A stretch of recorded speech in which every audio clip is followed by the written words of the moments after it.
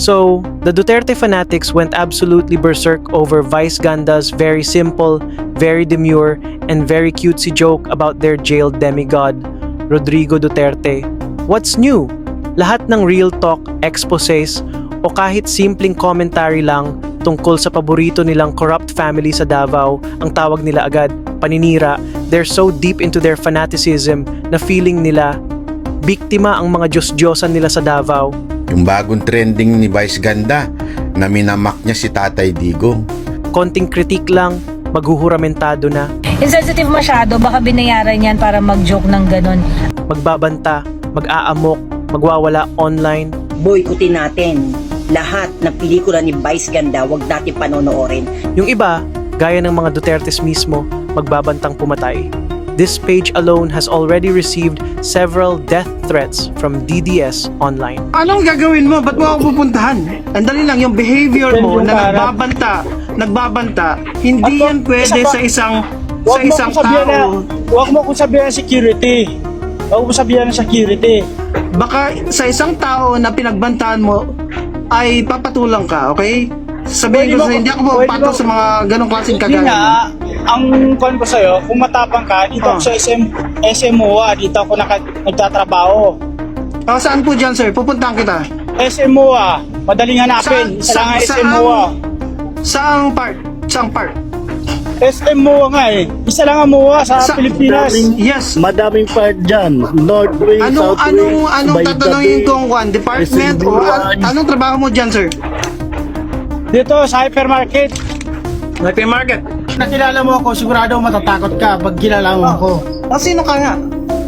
Gusto Hindi namin, ako kilala. yung mga viewers, gusto namin malaman yung mga Dutertes kasi ang dami kong mga death threats eh. Ang daming nag-death threaten sa akin. So, sino ka ba in the first place? The wheels on the bus go. Si Ellen Beauty Shop. Niya na yung source niya. Hey, Oh, Ellen. ano na, non-scenes. Ay. Yan. Oh.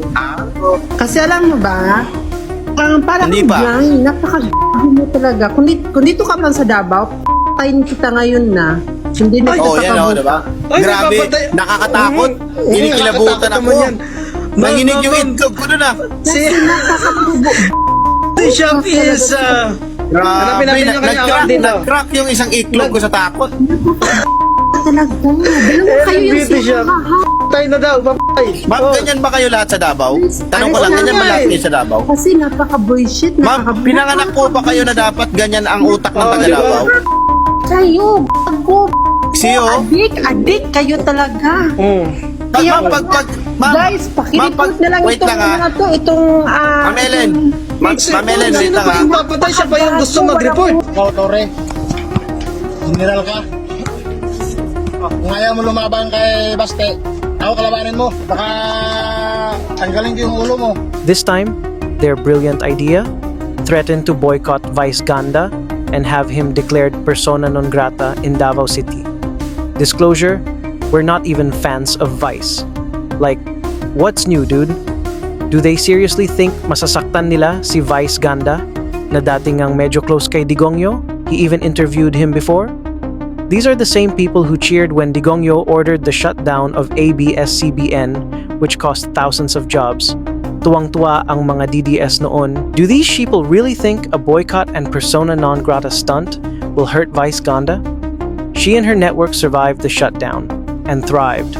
In fact, the Duterte DDS-led closure of ABS-CBN ironically led to the real uniteam between the network and its mortal rival, GMA7. Funny, right? The political uniteam between the Dutertes and Marcoses didn't even last beyond their fleeting election honeymoon. Alam mo kasi tayo mga Pilipino, kapag isang tao ay nakadapa na, hindi na sinisipa, Vice Ganda.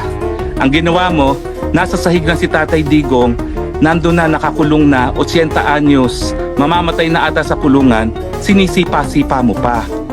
Anong kaligayahan ang nakukuha mo sa ganyang gawain? As the saying goes, what doesn't kill you makes you stronger. Yes, Vice Ganda lost about 1 million followers on Facebook, from 20 million down to 19 million. But what does that mean? Na 1 milyong lang pala ang mga salot at bobong DDS na followers niya, or maybe it's just shedding toxic people from your life, which is even better. So here's some free advice to the Digongyo cultists and fanatics. Stop thinking you're powerful, and stop threatening the country with your supposed 2028 win as if you'll commit genocide once your witch, Sara Duterte, miraculously wins in 2028. Wishful thinking. All that talk just proves one thing. You should never be anywhere near power.